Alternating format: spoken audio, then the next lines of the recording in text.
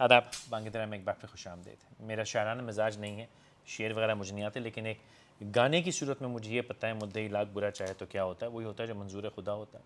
تو پاکستانی لاکھ اچھا چاہے تو کیا ہوتا ہے، وہی ہوتا ہے جو منظور امریکہ ہوتا ہے۔ امریکہ اگر چاہے تو جمہوری حکومت ہو، چاہے آمرانہ حکومت ہو، چاہے فوجی جرنیل ہو، چاہے کمزور سے کمزور ڈیموکریسی ہو، اسے جو چاہے وہ کروا سکتا ہے۔ ایک 70s کا وقت تھا کہ ایک لیڈر نے امریکہ کے خلاف تھوڑی سی ہلکی سی آواز اٹھائی اور دوسرا رخ کیا، تو تاریخ گواہ ہے کہ اس کے ساتھ انہوں نے کیا کیا۔ پرویز مشرف صاحب کہتے ہیں کہ ایک فون آیا، جو کہ بعد میں یہ ہوا کہ فون ایسا نہیں آیا، لیکن چلیں فون آیا اور کہا کہ will bomb you into the stone age.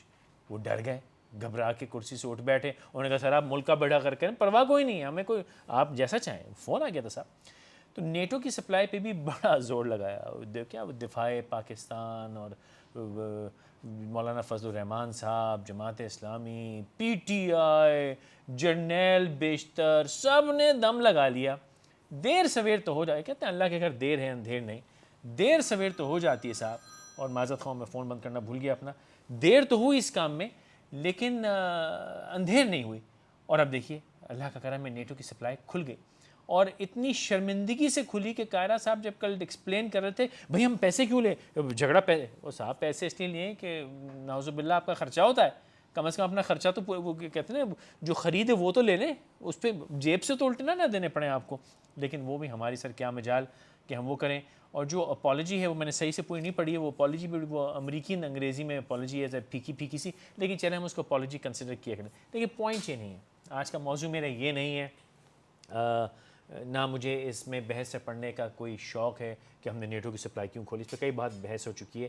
لیکن میرا سوال یہ ہے کہ جب امریکہ بہادر پاکستان کی کسی بھی حکومت سے یہ کچھ کرا سکتا ہے، تو بھیا ان پاکستان کی حکومتوں سے وہ terrorism, crime, corruption, lack of education, lack of religion, ان چیزوں پہ کام کیوں نہیں کر لیتا؟ یہ امریکہ بہادر میں اتنی ہمت نہیں ہے کہ پاکستان سے کہے کہ میں بجلی کے اپنے معاملے دیکھو، اپنے تیل پانی گیس کے معاملے دیکھو، اپنی انڈسٹری میں دم ڈالو، ٹریڈ میں کچھ کرو، اپنی گورننس کو صحیح کرو، الیکٹرانک سسٹمز لے کے آؤ، الیکٹرانک گورنمنٹ لے کے آؤ، انٹرنیٹ صحیح کرو، لوگوں کو پڑھاؤ۔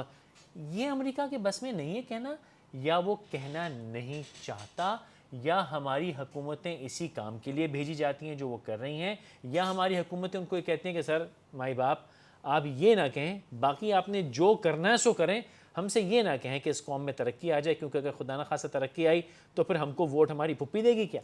یا یہ ہے۔ ان چار میں سے کون سی آپشن ہے مجھے نہیں پتہ، میرے مہمان شاید روشن ڈال سکیں۔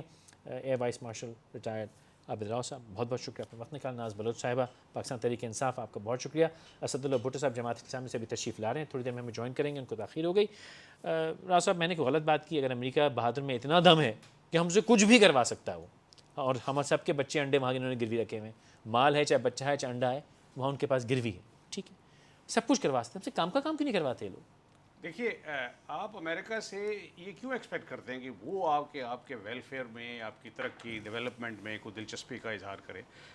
آپ اگر خود اپنی حالت نہیں سر بدلنا چاہتے، دلچسپی کا تو اتنا اظہار وہ کرتے ہیں کہ نہیں وہ میں بتاتا ہوں، دیکھیے یہ گورنمنٹ جو ہے، لیٹس بیک ٹریک، یہ این آر او کے تحت یہ گورنمنٹ آئی تھی، اور ان کے ساتھ یہ وعدے ان سے لیے گئے تھے کہ یہ وہی کرے گے جو پرویز مشرف صاحب کے دور میں 9/11 کے بعد سٹارٹ ہوا ہے۔ ٹھیک ہے، اچھا اس وقت only Al Qaeda was the main target, کہ بن لادن کی آرگنائزیشن ہے، ملا عمر کی ہے، وہ وہاں سے بھاگ کے اگر پاکستان میں آتے ہیں تو پاکستان میں ہماری آئی ایس آئی کے ساتھ مل کے، آرمی کے ساتھ مل کے آپ ان کو آئسولیٹ کریں گے اور ان کو نیوٹرلائز کریں گے۔ اچھا درمیان میں پھر this lack of trust developed between I S I and C I اے۔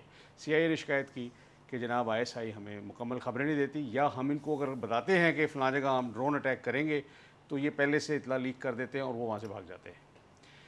یہ 2 مئی پچھلے سال سے پہلے کے ڈیولپمنٹ ہے، 2 سال تقریباً یہ چلا ہے ٹرسٹ ڈیفیسٹ، پھر انہوں نے خود وہاں ایکشن لینا شروع کر دیا۔ اچھا ڈرون اٹیک پہ انہوں نے ابھی بھی کمٹ نہیں کیا ہے کہ وہ نہیں کریں گے، وہ کہیں گے دیکھیں گے بعد میں یہ وہ، اور وہ اب بھی کریں گے۔ یہ میں آج آپ کو مطلب آپ دیکھیں گے کہ یہ ہوگا، ایسے ڈرون اٹیکس ہوں گے۔ نہیں، وہ تو کوئی مطلب اس پہ تو بات بھی نہیں کر رہے وہ آج وہ کائرہ صاحب نے آج بھی اور کل بھی کچھ کہا تھا کہ جی اس پہ بات چیت ہو رہی ہے، اس پہ آپ کتنی بات چیت کر لیں. بات چیت ہوتے ہوتے یہاں بات چیت ہو رہی ہوتی ہے، وہاں ڈرون چل رہا ہوتا ہے. وہ اس کی وجہ یہ ہے کہ دیر آر دیز ایلیمنٹس جو جن پہ شک ہے کہ یہ وہاں جا کے نیٹو فورسز پہ یا امریکن اس پہ اٹیک کرتے ہیں. اسی اب آپ نے کل اجازت دے دی ہے نیٹو سپلائیز کی، نمبر 1. نمبر 2، یہ 6 مہینے بھی اس لیے لگ گئے، یہ ہو سکتا ہے جنوری میں ہی ہو جاتا. اگر یہ گیلانی صاحب نے تو اپنے کندھے سے ذمہ داری اتار کے کہا کہ پارلیمنٹ میں لے جاتے ہیں. پارلیمنٹ میں ایسے معاملے جایا نہیں کرتے، بیکاز یہ 450 آدمی مل کے یہ فیصلہ نہیں کر سکتے. اب وہاں پہ بڑے بڑے ایسے لوگ ہیں جو ضلع سے اٹھ کے پہلی دفعہ نیشنل لیول پالیٹکس میں گئے ہیں، ایم این ایز جو ہیں، سینیٹرز ہیں. اب بات آ جاتی ہے کہ آگے آپ دیکھیں، اگر آپ نیٹو، آپ یہ دیکھیں کہ اگر آپ نیٹو سپلائیز بحال نہ کریں تو کیا ہوگا آپ کے ساتھ. اچھا، اس میں ایک لمحے میں آؤں گا، نہ صاحب اس میں پولیٹیکل اوپینین بھی لے لوں، لیکن سر وہ جو کہتے ہیں کہ مہلک ہتھیار ہم لے کے نہیں جائیں گے، کیڑا مہلک ہتھیار ہوتا ہے بھائی؟ دیکھیے یہ میں ایک دن اور ایک چینل پہ یہ پروگرام دیکھ رہا تھا، اس میں ایک صاحب جو ان کے یہاں پہ ایجنٹ ہیں وہ یہ کہہ رہے تھے کہ ویپنز تو جا ہی نہیں رہے.